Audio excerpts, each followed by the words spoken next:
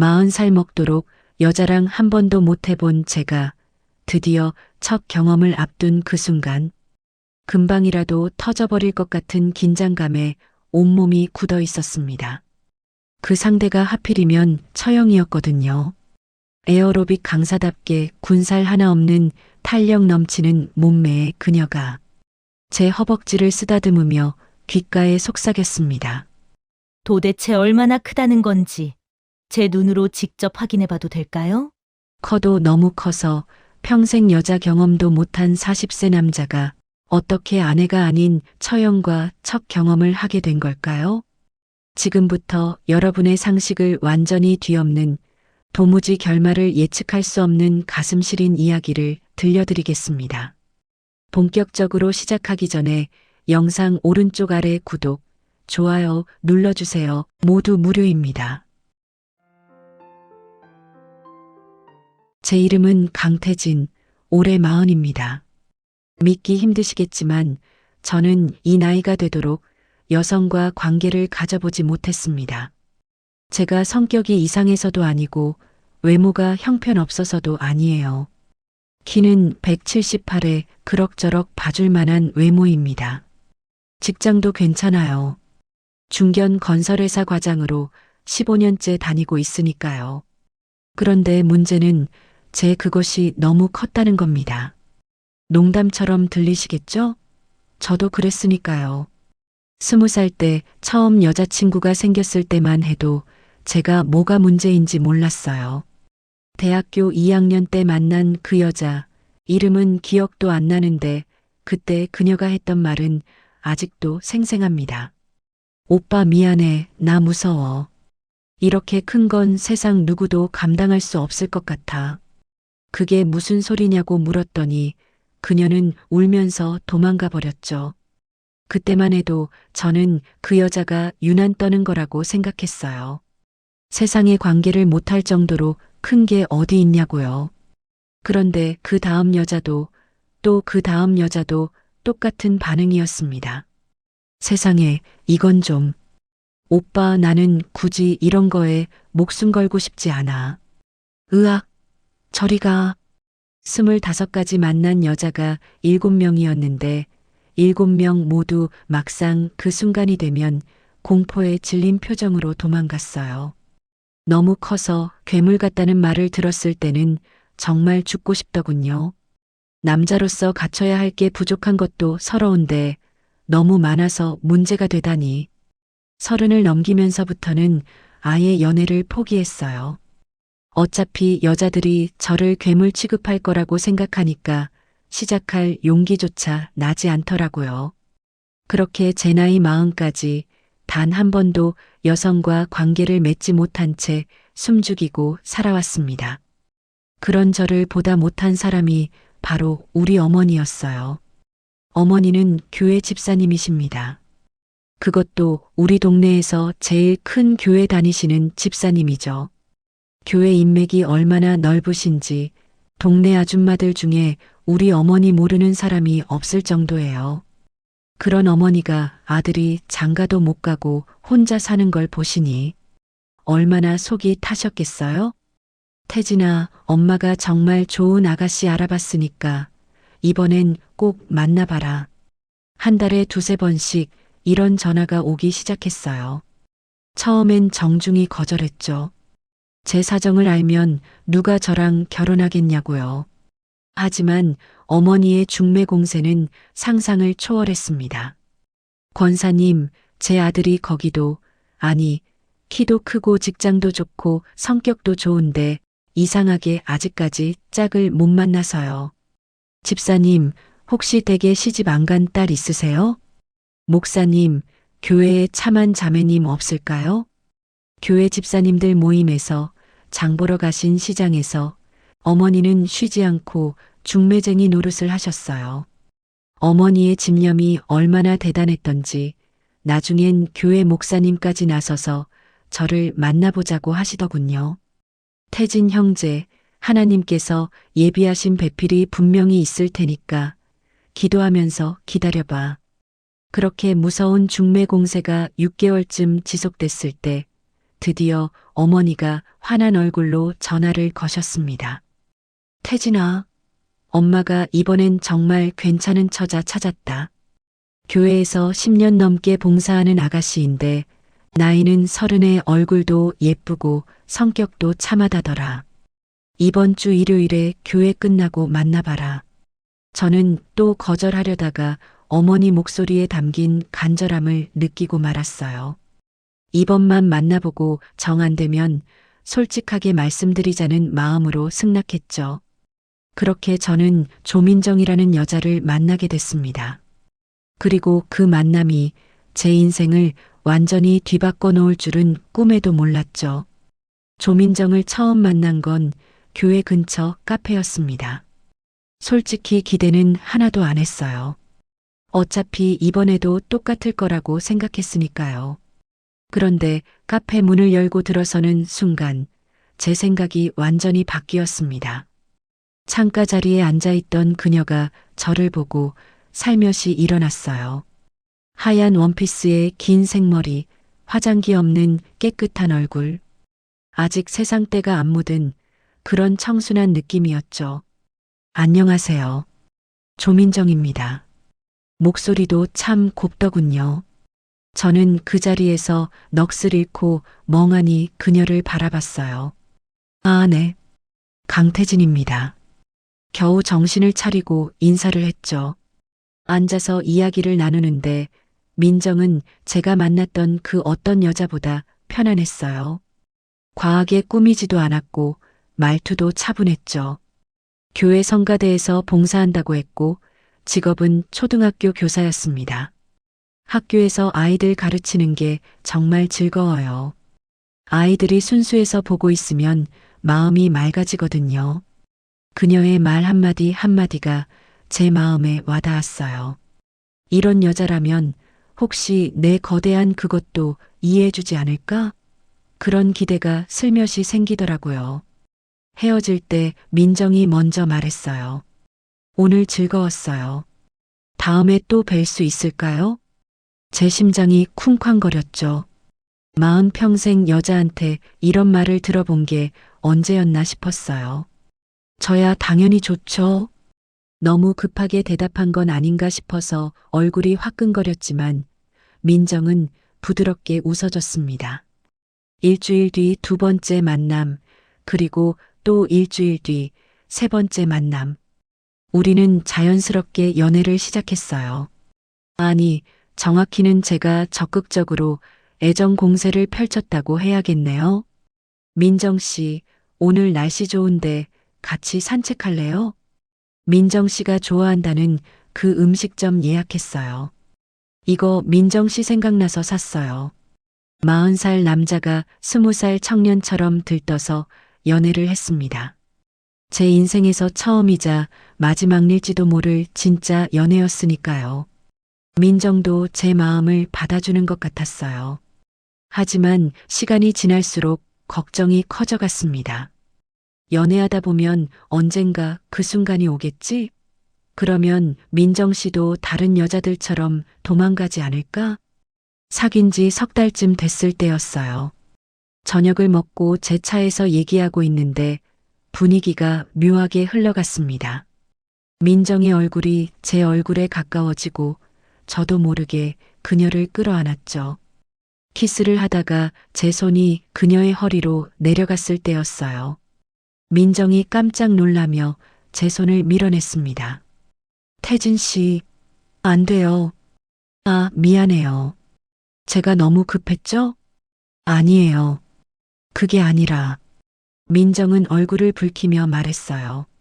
우리는 교회를 다니는 사람이잖아요. 혼전순결을 지키는 게 제 신앙이에요. 그러니까 그런 건 결혼하기 전엔 절대 안 돼요. 그 순간 제 머릿속이 복잡해졌습니다. 실망스러우면서도 한편으로는 안도가 됐어요. 아직은 제 비밀을 들킬 일이 없다는 뜻이니까요. 그렇군요. 알겠어요. 민정 씨 신앙을 존중할게요. 정말요? 이해해 주셔서 고마워요, 태진 씨. 그날 이후로 저는 오히려 한숨을 돌릴 수 있었어요. 어차피 결혼 전엔 그런 일이 없을 테니까요. 그리고 결혼만 하면 혹시 모르잖아요. 저를 진심으로 사랑하는 아내라면 제 거대한 그것도 기꺼이 받아들여 줄지. 그런 희망을 품고 저는 더욱 열심히 민정에게 잘해줬습니다. 사귄 지 6개월쯤 됐을 때 저는 결심했어요. 민정 씨, 저랑 결혼해 주시겠어요? 고급스러운 레스토랑에서 무릎을 꿇고 프러포즈를 했습니다. 민정은 두 손으로 입을 막고 눈물을 글썽이더니 고개를 끄덕였어요. 그렇게 우리는 약혼을 했고 6개월 뒤 결혼식을 올리기로 했습니다. 양가 부모님 상견례에서 어머니는 그야말로 하늘을 날 듯 기뻐하셨어요. 집사님, 우리 노총각 태진이 드디어 장가 보내게 됐어요. 하나님 감사합니다. 할렐루야. 교회에서도 축하 인사가 쏟아졌죠. 목사님은 설교 시간에 저희 결혼을 축복해 주시기까지 했습니다. 강태진 형제와 조민정 자매의 아름다운 결합을 하나님께서 기뻐하실 것입니다. 아멘. 모든 게 완벽했어요. 적어도 겉으로는요. 하지만 제 속은 날이 갈수록 타들어갔습니다. 결혼하면 그날 밤이 오겠지? 그때 민정 씨가 날 거부하면 어떡하지? 밤마다 그 생각뿐이었어요. 혼자 침대에 누워서 천장을 바라보며 수없이 고민했죠. 차라리 미리 말해야 하나? 아니면 결혼하고 나서 천천히 적응시켜야 하나? 결국 저는 아무 말도 하지 못했습니다. 말하면 결혼이 깨질 게 뻔하니까요. 그렇게 불안한 마음을 안고 결혼식 날이 다가왔습니다. 목사님의 주례와 함께 식장에 박수가 터져 나왔어요. 민정 씨의 하얀 웨딩드레스 모습이 정말 아름다웠죠. 제 팔짱을 끼고 걸어 나오는 그녀를 보면서 생각했습니다. 이제 정말 제대로 된 가정을 꾸리는구나. 피로연이 끝나고 우리는 신혼여행을 떠났어요. 아름다운 제주도 바다가 보이는 리조트였죠. 짐을 풀고 저녁을 먹으러 나갔어요. 식당에서 회를 먹으며 이런저런 이야기를 나눴죠. 하지만 저는 음식 맛이 하나도 느껴지지 않았습니다. 머릿속엔 온통 민정 씨와의 첫날 밤 생각뿐이었으니까요. 리조트로 돌아왔을 때는 밤 10시쯤이었어요. 민정 씨가 먼저 샤워를 하겠다며 욕실로 들어갔고 저는 침대에 앉아서 손을 비비꼬고 있었습니다. 심장이 터질 것처럼 뛰었죠. 오늘은 괜찮겠지? 날 사랑한다고 했잖아. 스스로를 계속 다독였지만 손은 계속 떨렸습니다. 욕실 문이 열리고 민정 씨가 나왔어요. 흰색 잠옷을 입은 모습이 더 청순해 보였죠. 저는 욕실로 들어가서 머리를 식히려고 찬물로 샤워를 했습니다. 하지만 아무리 찬물을 끼얹어도 긴장은 가라앉지 않았어요. 샤워를 마치고 나왔을 때 민정 씨는 침대에 앉아 성경책을 읽고 있었습니다. 저는 그녀 옆에 조심스럽게 앉았죠. 민정아. 네. 우리 이제 부부잖아. 민정 씨의 얼굴이 빨개졌어요. 고개를 끄덕이며 성경책을 옆 테이블에 내려놓더군요. 저는 천천히 그녀의 어깨를 감싸 안았습니다. 떨리는 손으로 그녀의 머리카락을 쓰다듬었죠. 긴장돼? 네, 조금. 민정 씨도 떨리는 목소리로 대답했어요. 우리는 천천히 키스를 시작했습니다. 어둠 속에서 서로의 옷을 벗기기 시작했어요. 그런데 바로 그때였습니다. 민정 씨의 손이 제 아래쪽에 닿았을 때 그녀의 몸이 확 굳어지는 게 느껴졌어요. 어머, 이게 뭐예요? 민정 씨가 작은 비명을 질렀습니다. 그리고 황급히 침대 조명을 켰죠. 불빛 아래 드러난 제 거대함을 본 민정 씨의 얼굴이 새하얗게 질렸어요. 세상에 이게 뭐예요? 민정아 진정해. 내가 설명할게. 안 돼요. 이건 안 돼요. 민정 씨는 이불을 확 잡아당겨 몸을 감싸더니 침대 구석으로 물러났습니다. 마치 무서운 괴물을 본 것처럼요. 당신, 이게 정상이에요? 민정 씨의 목소리가 떨렸어요. 미안해, 당신 놀랄까봐 그동안 내가 말을 못했어. 민정 씨는 갑자기 두 손을 모으고 기도를 시작했습니다. 주님, 왜 저에게 이런 시련을 주십니까? 제가 무슨 죄를 지었기에. 그 모습을 보고 있자니 가슴이 찢어지는 것 같았어요. 오늘 결혼 서약을 한 제 아내가 저를 시련이라고 표현하고 있었으니까요. 민정아, 제발 진정하고 얘기 좀 해. 안 돼요. 저는 무서워요. 이건 제가 감당할 수 있는 게 아니에요. 민정 씨는 계속 울면서 기도했어요. 하나님 아버지, 이 어린 양을 불쌍히 여기소서. 제가 어찌 이것을 감당하오리까? 새벽 3시까지 그 상황이 계속됐습니다. 저는 달래보려고 갖은 말을 다 했지만 소용없었어요. 민정 씨는 결국 소파에서 혼자 잠들었고 저는 침대에서 멍하니 천장만 바라봤죠. 결혼까지 했는데 그래도 안 되는 건가? 다음 날 아침 우리는 아무 말 없이 짐을 쌌어요. 3박 4일 신혼여행 일정이었지만 하루 만에 집으로 돌아왔습니다. 제주도에서 서울로 오는 비행기 안에서도 민정 씨는 한마디도 하지 않았어요. 창밖만 멍하니 바라볼 뿐이었죠. 집에 도착해서도 상황은 나아지지 않았습니다. 민정 씨는 제 눈도 제대로 마주치지 않았어요. 여보, 우리 진지하게 얘기 좀 해. 이대로 살 순 없잖아. 오늘은 너무 피곤하니까 다음에 얘기해요. 시간이 좀 필요할 것 같아요. 그렇게 한 달이 흘렀습니다. 신혼부부라면 달콤한 시간을 보내야 할 시기였지만 우리 집은 냉랭하기 그지없었어요. 저녁도 따로 먹었고 잘 때도 각자 방에서 잤습니다. 여보, 오늘 저녁은 같이 먹을까? 저 피곤해요. 먼저 들어갈게요. 매일 밤 이런 식이었어요. 제가 다가가려고 하면 민정은 슬쩍 피했죠. 어느 날 밤 참다 못해 민정의 방문을 두드렸어요. 여보, 들어가도 돼? 들어오세요. 방문을 열고 들어갔을 때 민정은 침대에 앉아서 성경책을 읽고 있었어요. 저는 침대 끝에 조심스럽게 앉았습니다. 여보, 우리 언제까지 이렇게 살 순 없잖아. 부부인데. 제발 한 번만 시도해보자. 응? 내가 조심스럽게 할 테니까 딱 한 번만. 그때 민정이 성경책을 탁 닫으며 소리쳤어요. 당신은 머릿속에 나랑 그 짓 하는 거밖에 없어요? 그게 아니라 저 너무 무섭다고요. 이해 안 돼요? 저는 당신 그걸 볼 때마다 공포스러워요. 민정의 눈에 눈물이 글썽였습니다. 결혼하기 전에 왜 말 안 했어요? 왜 저한테 이런 시련을 안겨준 거예요? 미안해. 정말 미안해. 나가주세요. 제발 좀 혼자 있고 싶어요. 저는 할 수 없이 방을 나올 수밖에 없었죠.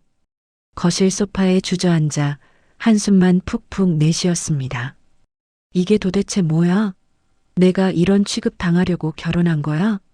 그날 밤 잠이 안 와서 소주를 마셨어요. 혼자서 한 병을 다 비웠는데도 잠은 안 오더군요. 그저 천장만 멍하니 바라보다가 동이 텄습니다. 2달째, 3달째가 돼도 상황은 나아지지 않았어요. 아니, 오히려 더 나빠졌죠. 민정은 아예 제 손도 잡으려 하지 않았습니다. 명절에 친척들 만날 때도 부부처럼 보이려고 애쓰는 척도 안 했어요. 야, 태진아. 신혼인데 왜 그렇게 우거지 죽상이야? 그 말에 저는 아무 대답도 할 수 없었습니다. 제 그것이 너무 커서 아내가 저를 거부하는 상황을 뭐라고 설명하겠어요? 결혼한 지 6개월쯤 됐을 때는 정말 한계였어요. 매일 밤 혼자 소파에서 자는 게 일상이 됐죠. 민정과는 하루에 몇 마디 나누는 게 전부였습니다. 나 출근할게. 네, 다녀오세요. 이게 끝이었어요. 부부 사이의 대화라고는 믿기지 않을 정도로 차갑고 형식적이었죠. 그러던 어느 날 오후였습니다. 답답한 마음을 달래기 위해 운동복으로 갈아입고 동네 공원으로 나갔어요. 달리면 머리가 좀 맑아질까 싶었습니다. 한 30분쯤 달렸을까요? 숨이 턱까지 차올라서 벤치에 앉아 물을 마시고 있는데 익숙한 목소리가 들렸어요. 어머, 제부? 고개를 돌리니 쫙 달라붙는 레깅스 차림의 여자가 서 있었습니다. 한눈에 알아볼 수 있었죠. 처영, 여기 웬일이세요?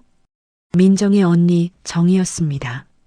사실 처영은 걸어서 15분 정도 저희 집에서 그리 멀지 않은 곳에 살고 있었어요. 근데 막상 결혼하고 나니까 처영을 마주칠 일이 거의 없었습니다. 서로 바쁘기도 했고 민정도 언니랑 자주 연락하는 편은 아니었거든요. 가끔 마트나 동네 음식점에서 멀리 스쳐 지나가는 걸 본 적은 있었지만 제대로 인사를 나눈 건 결혼식 이후 처음이었어요. 난 운동 나왔는데 제부는 혼자? 네, 그냥 좀 답답해서 나왔어요. 오랜만에 보는 처영의 모습은 너무 섹시했습니다. 에어로빅 강사답게 몸매가 정말 탄력 넘쳤거든요. 특히 엉덩이가 풍만하고 탱탱한 게 볼륨감이 넘쳤어요. 민정과는 자매지만 체형이 완전히 달랐죠. 민정은 가늘고 청순한 느낌이라면 처형은 건강하고 육덕진 느낌이랄까요? 뭘 보고 있는 거야, 강태진. 정신 차려. 저도 모르게 자꾸만 처형의 엉덩이로 향하는 시선을 돌리며 물병을 들이켰습니다. 요즘 신혼인데 깨가 쏟아지시겠어요? 처형의 그 말에 저는 순간 얼굴이 굳어졌습니다. 웃으며 넘어가려 했지만 표정 관리가 안 됐어요. 왜요? 무슨 일 있어요? 처형이 걱정스러운 얼굴로 물었어요. 아니에요. 아무 일도 없어요. 괜찮아 보이진 않는데 혹시 민정이랑 싸웠어요? 더 이상 말을 잇지 못했습니다. 싸움이라도 하면 차라리 나을 텐데 우리는 그냥 서로를 외면하고 있었죠. 처형은 제 표정을 유심히 보더니 벤치 옆에 앉았습니다. 제부, 나도 결혼 생활 해봐서 아는데 초반이 제일 힘들어요. 서로 적응하는 시간이 필요한 거죠. 사실 민정이가 좀 까다로운 면이 있긴 해요. 내 동생이지만 솔직히 융통성이 없거든요. 근데 시간 지나면 나아질 거예요. 처형의 위로가 따뜻하게 느껴졌어요. 민정한테는 한 번도 못 들어본 말들이었으니까요. 그나저나 오랜만에 만났는데 이렇게 우울한 얘기만 하면 안 되죠. 우리 같이 한 바퀴 뛸래요? 네. 아, 저야 좋죠. 우리는 함께 공원을 달리기 시작했습니다. 처형은 역시 에어로빅 강사답게 체력이 좋았어요. 앞서가는 처형의 뒷모습을 보면서 저는 이상한 생각이 들었습니다. 탱탱하게 움직이는 엉덩이가 자꾸 눈에 들어왔거든요. 아니야, 이러면 안 돼. 저는 고개를 흔들며 시선을 앞으로 돌렸습니다. 한 20분쯤 달렸을까요? 갑자기 처형이 으악 하는 소리와 함께 주저앉았습니다. 처형, 괜찮으세요? 저는 황급히 달려가서 처형을 부축했어요. 발목을 삐었나 봐요. 병원 가야 할 것 같은데요? 제가 업어드릴게요. 아니에요, 괜찮아요. 집이 가까우니까 그냥 부축해서 가요.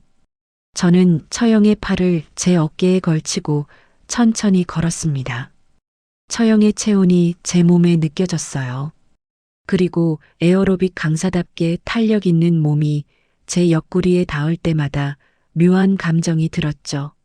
무슨 생각을 하는 거야, 강태진. 이 사람은 처형이라고. 그렇게 스스로를 다잡으며 처형을 집까지 모셔다 드렸습니다. 여기까지 데려다줘서 정말 고마워요. 제부 덕분에 무사히 왔네요. 근데 발목 괜찮으시겠어요? 병원은 안 가보셔도 돼요? 일단 집에서 좀 쉬어볼게요.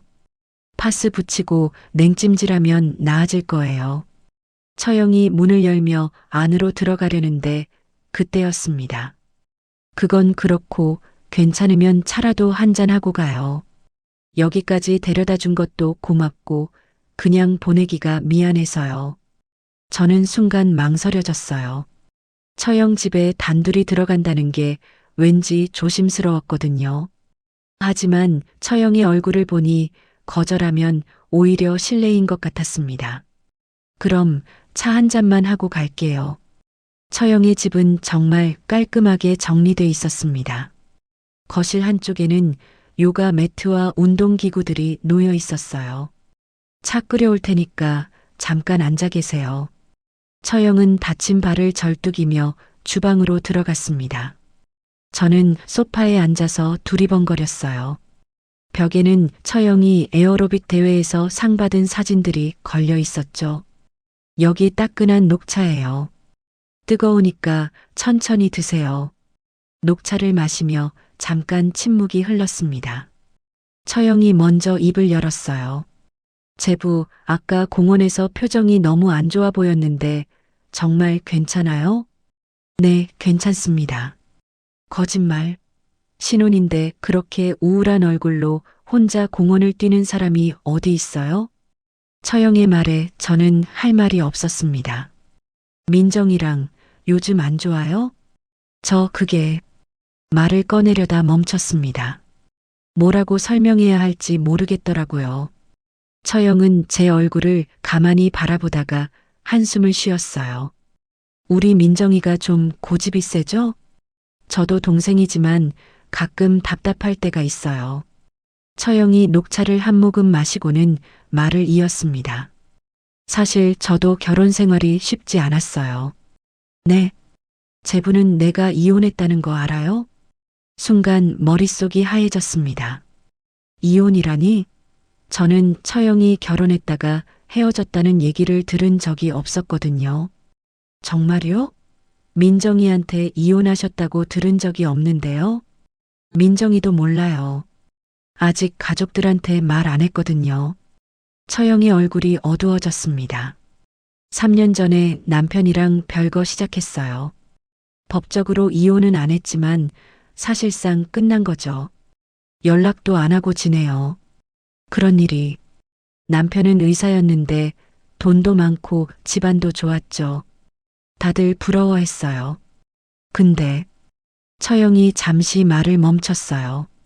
뭔가 말하기 힘든 내용인 것 같았죠. 속궁합이 안 맞았어요. 네. 너무 솔직한 얘기라 놀라셨죠? 근데 진짜예요. 남편은 그게 작아도 너무 작았어요. 거기다가 심각한 조루여서 1분이면 끝났죠. 저는 너무 놀라서 차를 마시다 말았어요. 처형이 이렇게 직설적으로 말할 줄은 몰랐거든요. 처음엔 참았어요. 사랑하면 되는 거 아니냐고 스스로를 설득했죠. 근데 시간이 지날수록 정말 힘들더라고요. 여자로서의 욕구를 만족 못하는데 그게 평생 계속된다고 생각하니까 미칠 것 같았어요. 처형의 목소리에 씁쓸함이 묻어났습니다. 그래서 결국 별거했어요. 남편도 저한테 미안했는지 별말 없이 받아들이더라고요. 처형의 충격적인 고백에 저는 할 말을 잃었습니다. 그런데 이상하게도 처형의 이야기를 들으니 제 처지와 비슷하면서도 정반대라는 생각이 들었어요. 제부도 뭔가 고민이 있는 것 같은데 말해봐요. 나한테라도 털어놓으면 좀 나아질 거예요. 처형이 제 눈을 똑바로 바라보며 말했어요. 저는 한참을 망설이다가 입을 열었습니다. 사실 저도 민정이랑 속궁합이 너무 안 맞아요. 역시 그랬구나, 어쩐지. 근데 처형이랑은 반대예요. 저는 커도 너무 커서 문제예요. 그 말이 나오자마자 처형의 눈이 커졌습니다. 너무 크다고요? 네, 제가 타고난 게 비정상적으로 크거든요. 그래서 지금까지 여자랑 관계를 가져본 적이 없어요. 설마 결혼하고도? 네, 신혼 첫날 밤부터 민정이가 거부했어요. 너무 커서 무섭다고, 괴물 같다고. 말을 하다 보니까 눈시울이 뜨거워졌어요. 지금까지 아무한테도 말하지 못했던 이야기를 처음으로 털어놓는 순간이었죠. 그래서 결혼한 지 6개월이 넘었는데도 저는 사실상 수총각이에요. 처형은 한동안 말없이 저를 바라봤습니다. 그러더니 천천히 입을 열었어요. 얼마나 큰데요? 네. 아니, 얼마나 크길래 그 정도예요? 처형의 눈빛에 호기심이 가득했어요.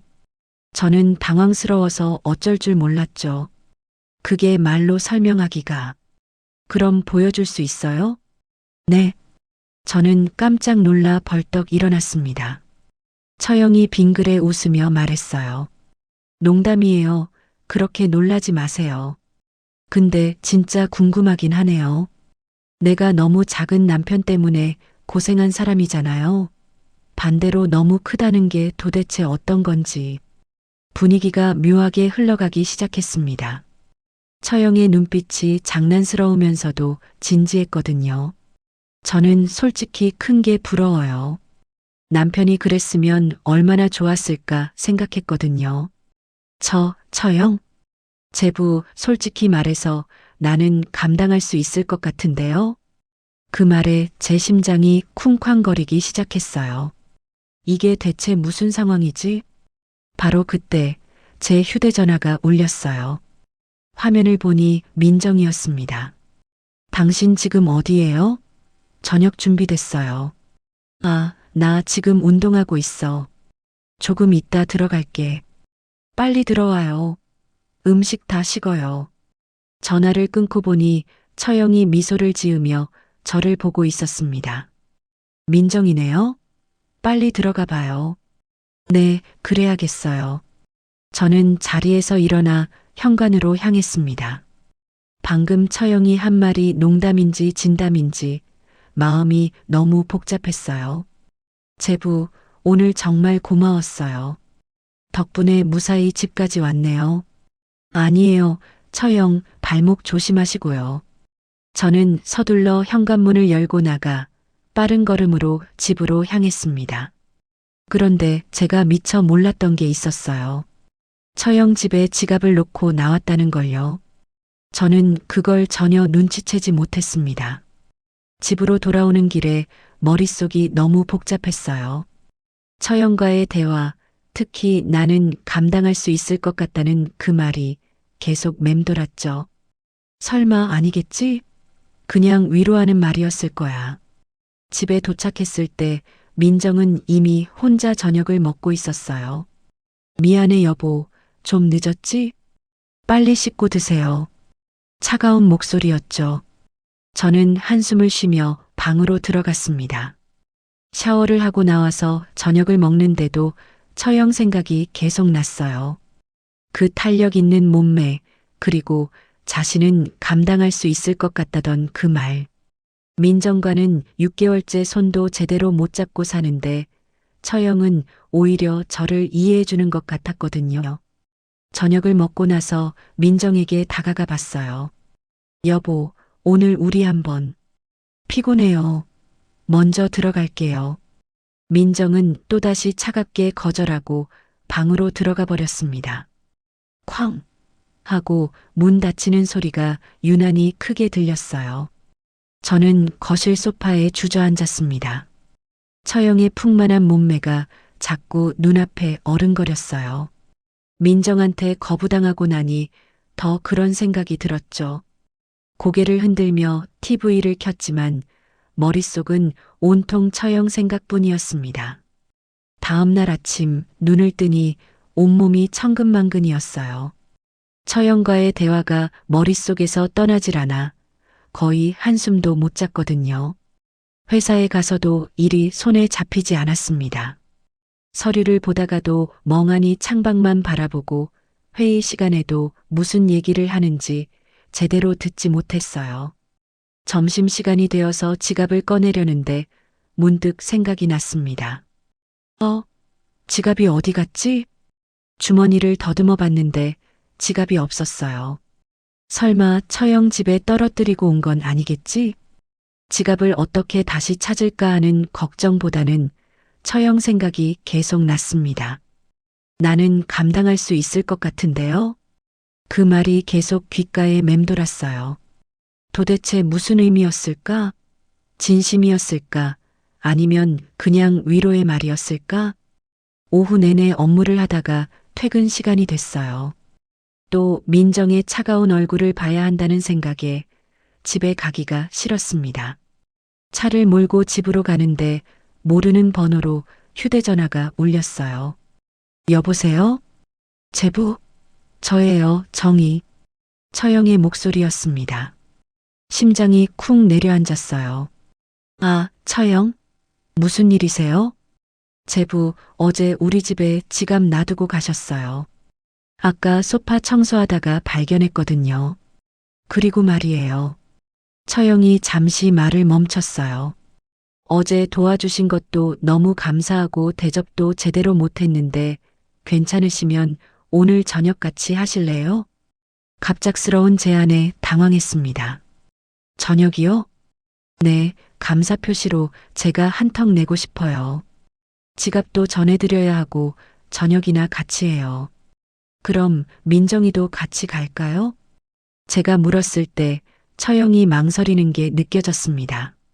아니요, 그냥 우리 둘이서만 먹어요. 고마움의 표시니까요.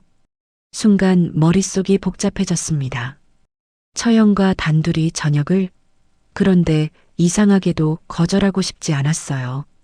그럼 알겠습니다. 좋아요. 그럼 시내에 있는 이탈리안 레스토랑에서 7시에 봐요. 네, 이따 뵐게요. 전화를 끊고 나니 심장이 미친 듯이 뛰었습니다. 뭐 하는 짓이야, 강태진. 이러면 안 되는 거 아니야? 하지만 발길은 이미 약속 장소로 향하고 있었어요. 여보, 오늘 회사 선배 만나기로 해서 저녁 먹고 좀 늦게 들어갈 것 같아. 네, 알았어요. 민정은 무덤덤하게 대답했어요. 제가 늦는다는 말에 전혀 신경 쓰지 않는 것 같았죠. 7시 정각 레스토랑에 도착했을 때 처형은 이미 와 있었습니다. 굴곡진 몸매가 드러나는 검은색 원피스를 입은 모습이 너무 매력적이었어요. 제부 여기에요. 처형, 발목은 좀 어때요? 많이 나았어요. 제부 덕분이죠. 뭐 드실래요? 저는 파스타 먹으려고요. 저도 파스타로 할게요. 주문을 하고 나니 처형이 가방에서 제 지갑을 꺼냈어요. 여기요. 소파 밑에 떨어져 있더라고요. 아, 고맙습니다. 근데 제부 진짜 괜찮아요? 얼굴이 어제보다 더 안 좋아 보이는데. 잠을 잘 못 잤어요. 민정이랑 또 싸웠어요? 싸운 건 아니고 그냥. 처형은 고개를 끄덕이며 와인을 주문했습니다. 오늘은 한잔하고 털어버려요. 와인 한잔하면 기분이 나아질 거예요. 건배. 한 모금 마시니 기분이 좀 나아지는 것 같았습니다. 음식이 나오고 우리는 이런저런 이야기를 나눴어요. 처형의 에어로빅 강사일, 제 회사 생활, 날씨 얘기, 별거 아닌 이야기들이었지만 이상하게 편안했어요. 민정과는 그동안 이런 대화조차 나누지 못했거든요. 제부는 평소에 취미 같은 거 있어요? 취미요? 글쎄요, 요즘은 그냥 일만 해요. 그럼 스트레스 풀 데가 없겠네요? 운동이라도 꾸준히 해야 하는데. 그래서 어제 처음으로 공원에서 뛰었어요.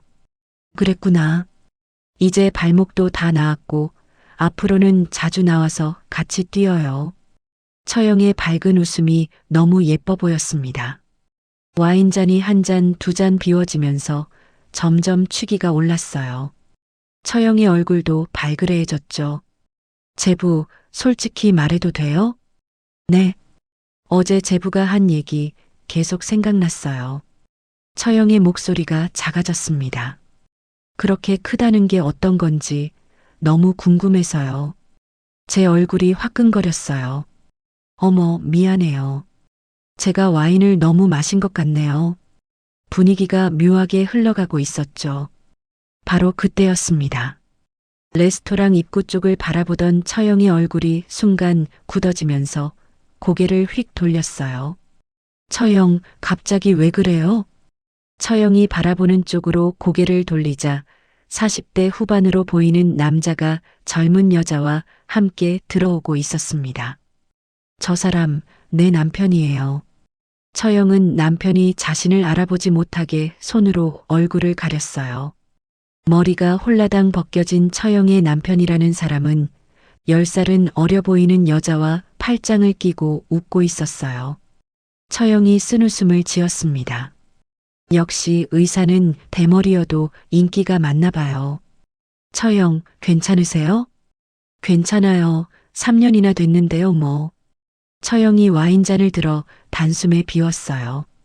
근데 나랑 헤어진 지 얼마나 됐다고 벌써 저러고 다니는지 정말 한심하네요. 불편하시면 다른 데로 갈까요? 아니에요. 잘못한 것도 없는데 왜 내가 피해야 해요? 하지만 처영의 목소리는 전혀 괜찮지 않았습니다. 미안해요. 오늘 식사 대접한다고 해놓고 이렇게 됐네요. 무슨 말씀이세요? 처영이 잘못한 게 아니잖아요. 처영은 계속 의식하며 불안해하더니 결국 잔을 내려놓았습니다. 제부, 저 여기 더 있고 싶지 않은데 나가도 될까요? 당연하죠. 나가요, 우리. 처영은 가방을 들고 고개를 숙인 채 빠른 걸음으로 레스토랑을 빠져나갔습니다. 정말 최악이네요. 하필이면 오늘. 처영, 취하신 것 같은데 괜찮으세요? 괜찮아요. 혼자 걸어갈 수 있어요. 하지만 처영의 발걸음이 휘청거렸어요. 저는 그녀의 팔을 조심스럽게 붙잡았습니다. 처영은 잠시 망설이다가 고개를 끄덕였어요. 그럼 고마워요.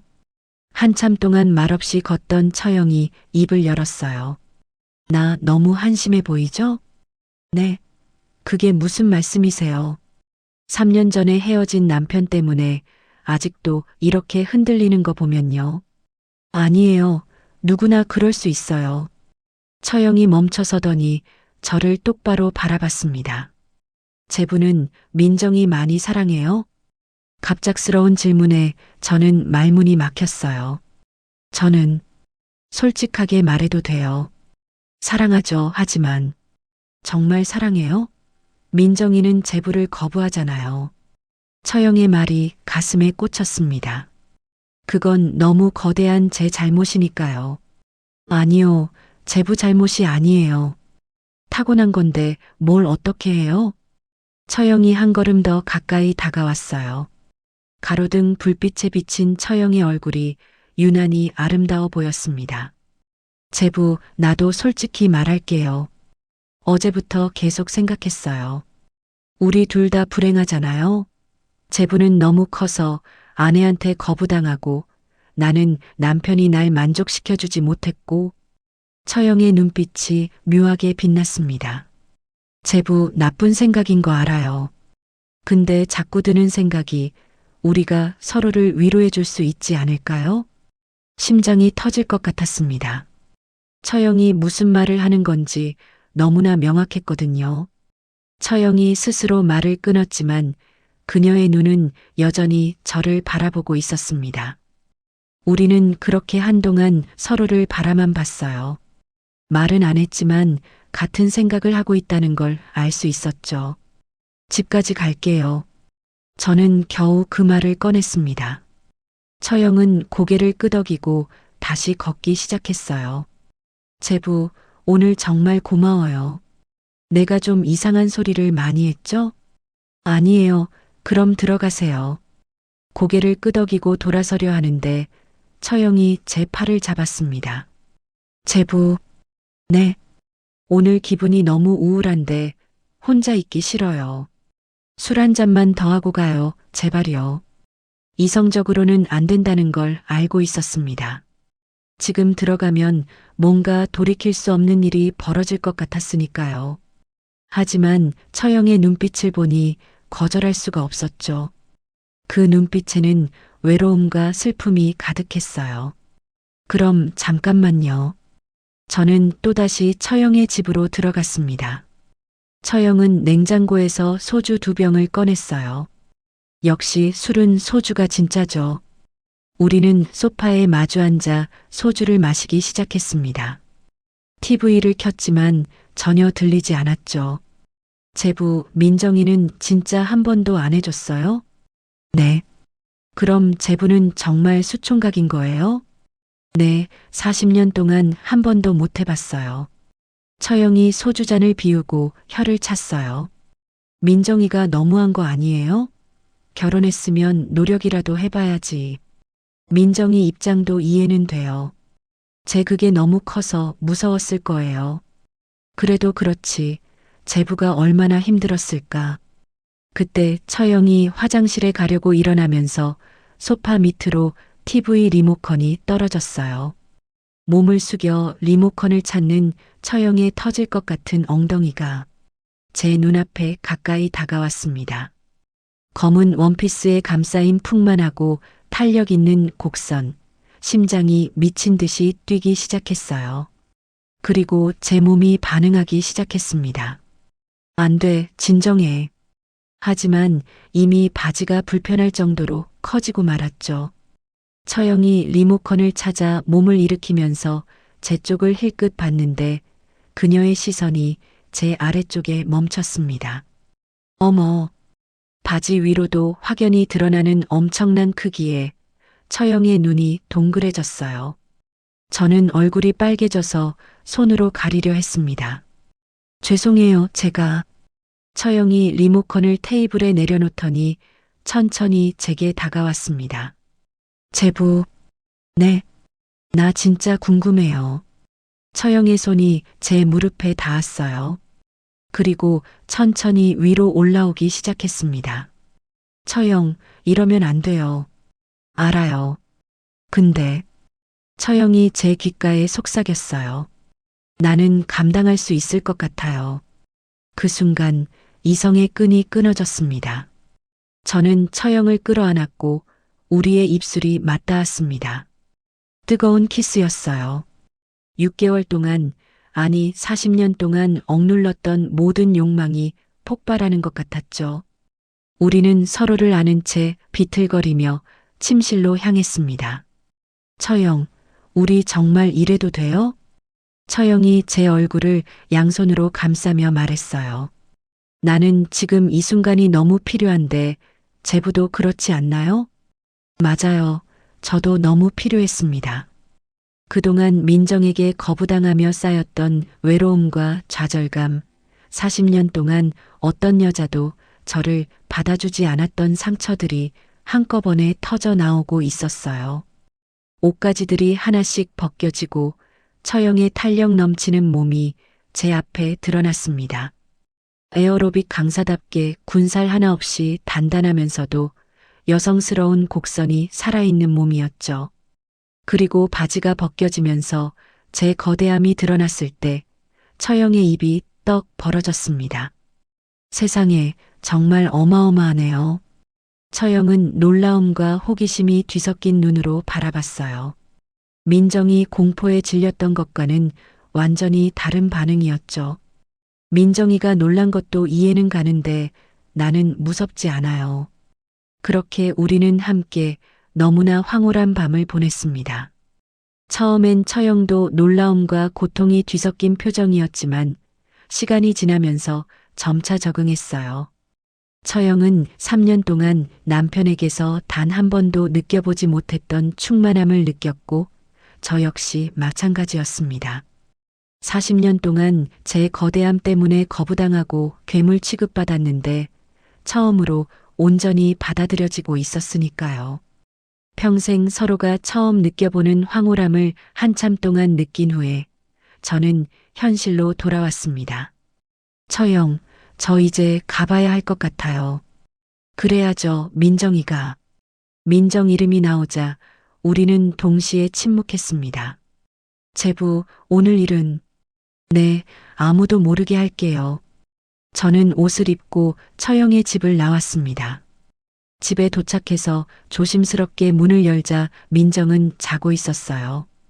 저는 소파에 주저앉아 머리를 감싸쥐었습니다. 내가 대체 무슨 짓을 한 거지? 죄책감이 밀려오는 동시에 난생 처음 느꼈던 황홀함도 지울 수가 없었습니다. 처음으로 저를 받아들여준 여자, 처음으로 느껴본 그 감정들. 그날 밤 내내 천장만 바라보다가 아침이 됐습니다. 출근하세요?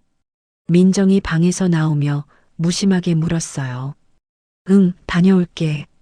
어제 늦게 오셨네요. 오랜만에 만난 선배랑 얘기 좀 하느라고. 거짓말이 자연스럽게 나왔습니다. 민정은 별 관심 없다는 듯 고개만 끄덕였어요. 회사에 가서도 일이 손에 잡히지 않고 계속 처형 생각만 났습니다. 점심시간쯤 문자가 왔어요. 처형이었습니다. 제부, 어젯밤 일 잊어버려요. 우리 다시는 그러면 안 돼요. 저는 답장을 보냈습니다. 네, 알겠습니다. 하지만 마음속으로는 이게 끝이 아니라는 걸 알고 있었죠. 사흘이 지났어요. 그동안 처형과는 연락이 없었고 저도 먼저 연락할 용기가 나지 않았습니다. 나흘째 되던 날 처형에게서 먼저 문자가 왔어요. 제부 미안해요. 계속 생각이 나서 미칠 것 같아요. 제 손이 떨렸습니다. 저도 마찬가지였거든요. 저도 같은 생각이에요. 내일 시간 돼요? 네. 그럼 내일 저녁에 봐요. 다음 날 저는 또다시 민정에게 거짓말을 했어요. 여보, 오늘 회사 회식이 있어서 늦을 것 같아. 민정은 이번에도 별 관심이 없었습니다. 처형을 만난 건 동네에서 멀리 떨어진 조용한 카페였어요. 서로 얼굴을 보자마자 말없이 손을 잡았습니다. 제부, 우리 이러면 안 되는 거 알죠? 저도 알아요. 근데 자꾸 생각나요. 저도요. 우리는 그날 저녁 처형의 집에서 또다시 뜨거운 밤을 보냈습니다.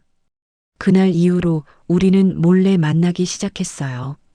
일주일에 두세 번 저는 민정에게 거짓말을 하고 처형을 만났습니다. 회식이 있다고, 친구들 만난다고, 야근을 한다고 거짓말이 점점 능숙해졌어요.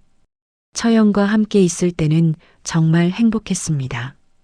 우린 동네에서 멀리 떨어진 곳으로 나가서 영화도 보고 식사도 하고 손을 잡고 걸었어요. 제부, 이렇게 행복한 게 죄인 걸까요? 어느 날 저녁 처형이 제 품에 안겨 물었습니다. 모르겠어요. 하지만 저는 처형 없이는 못 살 것 같아요. 나도요. 하지만 둘 다 알고 있었죠. 이런 관계가 오래 갈 수 없다는 것을요. 그렇게 2달이 흘렀습니다. 저는 완전히 이중 생활을 하고 있었어요. 낮에는 민정의 남편으로, 밤에는 처형의 연인으로. 거짓말은 점점 더 교묘해졌고 민정은 여전히 아무것도 눈치채지 못했죠. 제부, 다음 주말에 시간 돼요? 어느 날 처형이 제안했어요. 주말이요? 네, 계속 이렇게 몰래 만나기만 하니까 답답하지 않아요? 한 번쯤은 제대로 된 여행을 가고 싶어요. 처형의 눈빛이 간절했어요. 저도 마찬가지였습니다. 항상 들킬까봐 조마조마하며 만나는 게 지쳤거든요. 좋아요. 어디로 갈까요? 여수 어때요? 바다도 보고 조용한 펜션에서 하루 묵고. 그렇게 우리는 여수 여행을 계획했습니다. 민정에게는 또 거짓말을 했어요. 여보, 다음 주말에 회사에서 워크숍이 있어. 1박 2일로 강릉에 가거든. 네, 알았어요. 드디어 그날이 왔습니다. 토요일 아침, 저는 여행 가방을 들고 집을 나섰어요. 서울 외곽에서 처형차를 타고 여수로 향했습니다. 제부, 너무 설레요. 우리가 이렇게 여행을 가다니. 고속도로를 달리며 우리는 손을 맞잡았어요. 창밖으로 펼쳐지는 풍경이 아름다웠습니다. 여수에 도착한 건 오후 3시쯤이었어요. 우리는 탁 트인 바다를 바라보며 서로를 껴안았죠. 제부, 우리 이대로 계속 이렇게 살 수 있으면 좋겠어요.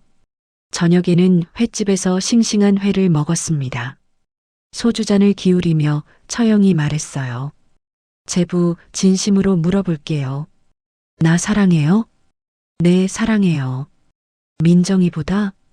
그 질문에 저는 잠시 망설였습니다. 처형은 저를 이해해주고 받아들여주는 유일한 사람이에요. 그럼 이혼할 생각은 없어요? 처형의 질문이 점점 무거워졌습니다. 미안해요. 너무 무거운 얘기했죠? 오늘은 그냥 즐거운 여행만 하기로 해요. 처형이 억지로 웃으며 소주잔을 들었어요. 늦은 밤이 되어서야 우린 펜션에 도착했습니다. 창문을 열자 파도 소리가 들려왔죠. 우리는 짐을 풀고 침대에 나란히 누워 서로를 바라봤습니다. 제부, 네. 오늘 밤은 평생 기억하고 싶어요. 우리는 또다시 뜨거운 밤을 보냈습니다. 처음 만났던 날보다 더 깊고 애틋하게요. 다음 날 아침 햇살이 창문으로 쏟아져 들어왔어요. 처형이 평화로운 얼굴로 제 품에 안겨 잠들어 있었죠. 저는 처형의 머리카락을 쓰다듬으며 생각했어요. 이 순간이 영원했으면 좋겠다. 하지만 현실은 냉정했습니다. 오후에 서울로 돌아오는 차 안에서 처형이 말했어요. 제부, 우리 언제까지 이렇게 숨어 다녀야 할까요? 모르겠어요. 나는 당당하게 제부랑 함께 있고 싶어요. 저도요, 하지만 민정이 때문이죠? 처형의 목소리가 씁쓸했어요. 집으로 돌아왔을 때 민정은 거실에서 TV를 보고 있었습니다. 다녀왔어. 네, 워크숍 어땠어요? 응, 좋았어. 저는 가방을 방에 두고 씻으러 갔어요. 샤워를 하면서 처형과의 여행이 계속 떠올랐습니다. 다음 날 월요일 회사에 출근했는데 기분이 이상했어요. 뭔가 불안한 느낌이 들었거든요. 하지만 특별한 일은 없었습니다. 화요일도 수요일도 평온하게 지나갔어요. 처형과는 매일 문자를 주고받았죠. 하지만 목요일 저녁 모든 게 무너졌습니다. 회사에서 퇴근하고 집에 도착했는데 거실 분위기가 심상치 않았어요. 민정이 소파에 앉아 있었는데 표정이 얼어붙어 있었죠. 여보, 왜 그래? 무슨 일 있어? 민정이 천천히 고개를 들었어요. 눈이 빨갛게 충혈돼 있었습니다. 당신 강릉 갔다고 했죠? 심장이 쿵 내려앉았어요. 응, 회사에서 워크숍 다녀온다고 했잖아. 거짓말하지 마요. 민정이 소리쳤어요. 그리고 테이블 위에 무언가를 던졌습니다. 사진이었어요. 여수공원에서 처형과 제가 껴안고 찍은 사진. 이게 뭐예요? 이게 제 머릿속이 하얘졌습니다. 이걸 어떻게 당신이? 지금 그게 중요해요? 당신이 강릉이 아니라 여수에 갔다는 게 중요하죠. 그것도 내 언니랑. 순간 온몸에 피가 얼어붙는 것 같았습니다. 당신이 요즘 너무 이상했어요. 갑자기 회식이 많아지고 안 하던 야근을 맨날 하고 친구 만나고 늦게 들어오고 처음엔 설마 했는데 통화할 때도 밖에 나가서 하고 휴대폰도 절대 안 보여주고 여보, 그래서 심부름센터에 의뢰했어요. 당신 뒤를 따라가 달라고. 민정의 목소리가 떨렸습니다. 어떻게 그럴 수가 있어요? 저는 아무 말도 할 수 없었습니다. 여보, 미안해. 정말 미안해. 미안하다고? 그게 끝이에요? 민정이 소파에서 벌떡 일어났어요. 당신 그동안 나한테 그렇게 불만이 많았어요? 그게 아니라, 당장 나가요. 여보, 나가라고. 쾅! 하고 방문이 닫혔습니다. 저는 그 자리에 주저앉았어요. 휴대전화를 꺼내 처형에게 전화를 걸었습니다. 제부? 처형, 우리 들켰어요. 민정이가 다 알아요. 전화기 너머로 처형의 숨소리가 멎었습니다. 어떻게? 여수에서 우리 같이 있는 거 심부름센터 직원이 몰래 찍어서 민정한테 보낸 것 같아요. 세상에. 처영, 어떡하죠? 처영도 한참 동안 말이 없었어요. 제부, 이제 더 이상 숨길 수 없게 됐네요. 그럼 당당하게 해요. 우리 사랑한다고, 함께하고 싶다고. 하지만 가족들이 가만 있을까요? 알아요. 난리 날 거예요. 부모님도 민정이도 모두가 우릴 욕할 거예요. 처영의 목소리가 떨렸습니다. 그래도 나는 제부를 만난 거 후회 안 해요. 저도요. 그럼 이제 제대로 해봐요. 이혼하고 당당하게 만나요. 그날부터 지옥 같은 시간이 시작됐습니다.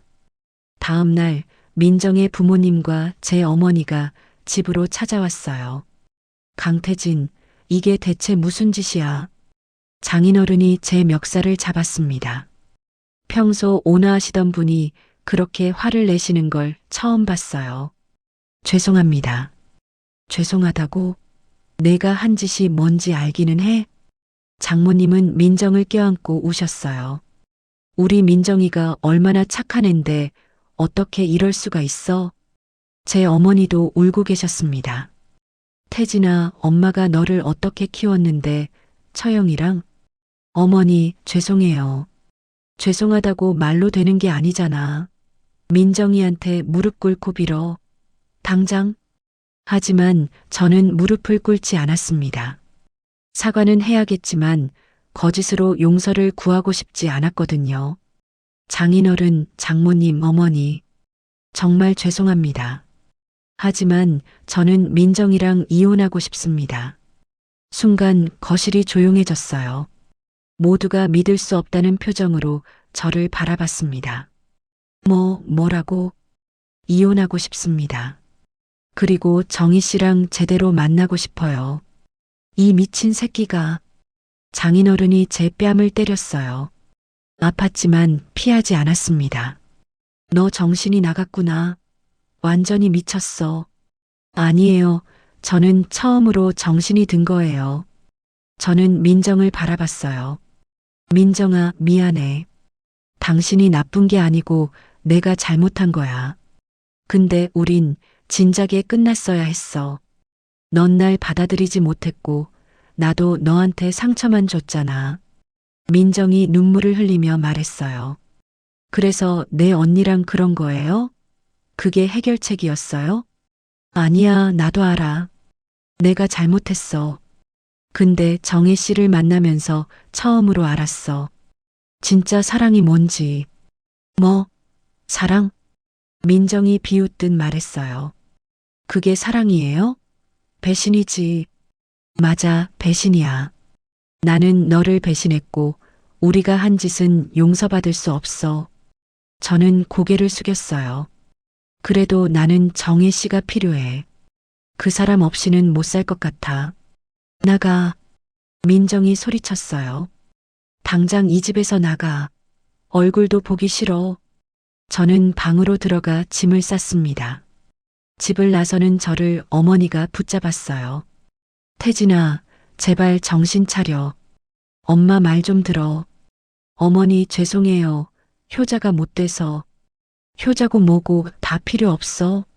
난 그냥 내가 행복하게 살았으면 좋겠는데 이렇게 하는 게 정말 행복한 거니? 네, 엄마. 태어나서 처음으로 행복해요. 그래, 엄마가 널 잘못 키운 거겠지. 가거라. 우리 당분간 보지 말자. 가슴이 찢어지는 것 같았지만 저는 고개를 숙이고 집을 나왔습니다. 처영에게 전화를 걸었어요. 처영, 저는 집 나왔어요. 제부, 우리 집으로 와요. 처영의 집에 도착했을 때 그녀도 울고 있었습니다. 부모님이 나보고 집안에 수치래요. 어떻게 인간이 그럴 수 있냐고. 처영이 제 품에 안겼어요. 제부, 나 무서워요. 모두가 우릴 욕하고 있어요. 괜찮아요. 우리 함께 이겨내요. 하지만 상황은 생각보다 더 힘들었어요. 교회에도 저희 소식이 퍼졌습니다. 어머니가 다니시는 교회였으니 금세 소문이 났죠. 들었어요? 강 집사 아들이 처형이랑. 세상에 어떻게 그럴 수가. 어머니는 교회에 나가지 못하셨어요. 사람들의 수군거림을 견딜 수 없으셨죠. 회사에도 소문이 났습니다. 과장님, 소문 들었는데 진짜예요? 신경 쓰지 마. 내 개인 사니까. 하지만 소문은 쉽게 가라앉지 않았어요. 결국 회사 생활이 힘들어졌고 저는 사표를 냈습니다. 민정과의 이혼 절차도 시작됐어요. 다행히 민정도 빨리 끝내고 싶어 했죠. 재산 분할은 어떻게 하실 겁니까? 변호사가 물었을 때 저는 대답했어요. 제가 양보할게요. 집도 예금도 다 민정이한테 주세요. 전부요? 네, 제가 잘못했으니까요. 민정은 아무 말 없이 이혼 서류에 도장을 찍었어요. 우린 법원 앞에서 마지막으로 마주쳤습니다. 민정아, 정말 미안해. 미안하다는 말 이제 그만해요. 지겹거든요. 민정이 돌아서며 말했어요. 근데 한 가지만 물어볼게요. 언니가 정말 당신을 행복하게 해줬어요? 응. 그럼 됐어요. 나는 어차피 당신을 행복하게 해줄 수 없었으니까. 민정이 떠나는 뒷모습을 보며 저는 눈물이 났습니다. 제가 얼마나 큰 상처를 줬는지 알았으니까요. 처형도 쉽지 않았어요. 가족들이 인연을 끊었죠. 특히 민정은 처형을 완전히 남으로 생각했습니다. 언니, 내 인생에 이제 언니는 없어. 우리 다시는 얼굴 보지 말자. 그게 민정이 처형에게 건넨 마지막 말이었습니다. 반년이 지났어요. 제 이혼이 정식으로 완료됐고 처형의 이혼도 마무리됐습니다. 제부, 이제 우리 당당하게 만날 수 있어요. 내 처형, 아니 정희 씨. 우리는 새로 시작했어요. 작은 아파트를 얻어서 함께 살기 시작했죠. 쉽지 않았어요. 주변의 시선은 여전히 차갑고 가족들과도 연락이 끊겼으니까요. 하지만 우리에겐 서로가 있었습니다. 여보, 오늘 저녁 뭐 먹고 싶어요? 당신이 해주는 건 다 맛있어요. 그런 말로 넘어갈 줄 알아요? 정확히 말해봐요. 그럼 된장찌개. 알았어요. 맛있게 만들어줄게요. 평범한 일상이었지만 저에게는 꿈만 같았습니다. 40년 동안 이루지 못했던 진짜 행복이었으니까요. 태진 씨, 나 요즘 너무 행복해요. 저도요, 정희 씨. 앞으로도 계속 이렇게 살 수 있을까요? 당연하죠. 우리 함께니까요. 1년이 더 지났습니다. 시간이 약이라더니 조금씩 상황이 나아지기 시작했어요. 어머니가 먼저 연락을 주셨습니다. 태진아, 밥이나 한번 먹자. 아직 화는 나는데 그래도 넌 내 아들이잖아. 어머니는 그새 제 걱정으로 많이 늙으신 것 같았어요. 엄마, 정말 죄송해요. 뭐가 죄송해? 나는 그냥 내가 정말 행복한지 궁금했어. 네, 행복해요.